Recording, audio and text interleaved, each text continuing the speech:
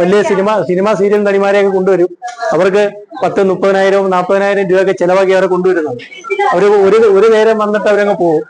നമുക്ക് അത് ഒഴിവാക്കിക്കൊണ്ട് നിങ്ങളെ കണക്കുള്ളവർക്ക് ഒരു നേരത്തെ ആഹാരവും വസ്ത്രവും തരണമെന്നായിരുന്നു നമ്മളെ ആഗ്രഹം. അത് സന്തോഷപൂർവ്വം ഞങ്ങൾ ചെയ്തു. നിങ്ങളുടെ എല്ലാ അനുഗ്രഹം ഞങ്ങൾക്ക് ഉണ്ടാവണം. നാളെ ഞങ്ങളുടെ ഒരു പുതിയ ഷോപ്പിന്റെ ഉദ്ഘാടനമാണ്. അതിനോടനുബന്ധിച്ചാണ് ഈ ഒരു ആഹാരവും ഇതൊക്കെ ഞങ്ങൾ കൊണ്ടുവന്നത്.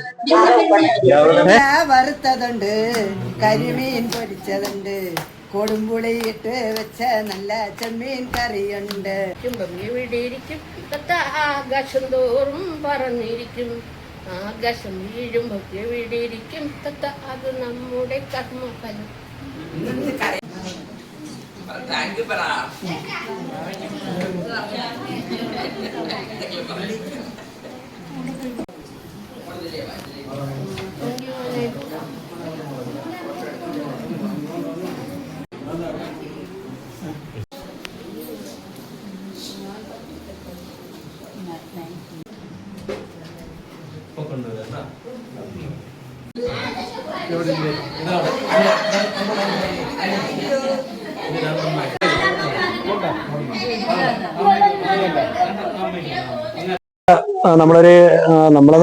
നമ്മൾ പൊതുവെ കാണുന്നതെന്ന് പറഞ്ഞാൽ ഒരു സ്ഥാപനത്തിന്റെ ഉദ്ഘാടനവും കാര്യങ്ങളൊക്കെ വരുമ്പോഴത്തേക്ക് സെലിബ്രിറ്റീസിനെ ഒക്കെ കൊണ്ടുവന്നിട്ടാണ് ഉദ്ഘാടനം ചെയ്യുന്നത്.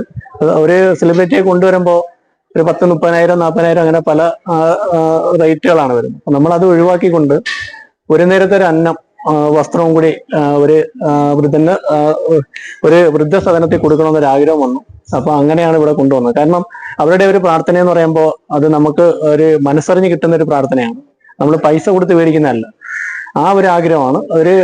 നമുക്കൊരു ആ ഒരു ആഗ്രഹം കൊണ്ടാണ് നമ്മൾ ഇത് ചെയ്തത്. ഒരു സന്തോഷം, നമ്മുടെ ഒരു സന്തോഷത്തിന് വേണ്ടിയിട്ടാണ്.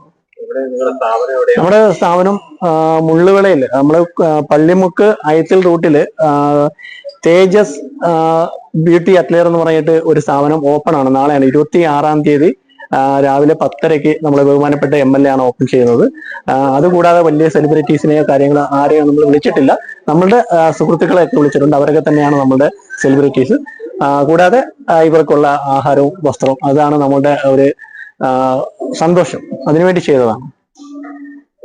തൃപ്തി, മനസ്സിന്റെ ഒരു തൃപ്തി. അതുകൊണ്ടാണ് നിങ്ങളുടെ മറ്റുള്ളവരെ കൊണ്ടുവരുന്നത്. നിങ്ങളെ വന്ന് കാണുക, നിങ്ങൾക്ക് ഒരു നേരത്തെ ഭക്ഷണം, ഒരു വസ്ത്രം തരുക, ആ സന്തോഷമാണ് ഞങ്ങളുടെ ഏറ്റവും വലിയ സന്തോഷം. നിങ്ങളുടെ അനുഗ്രഹം മാത്രം മതി.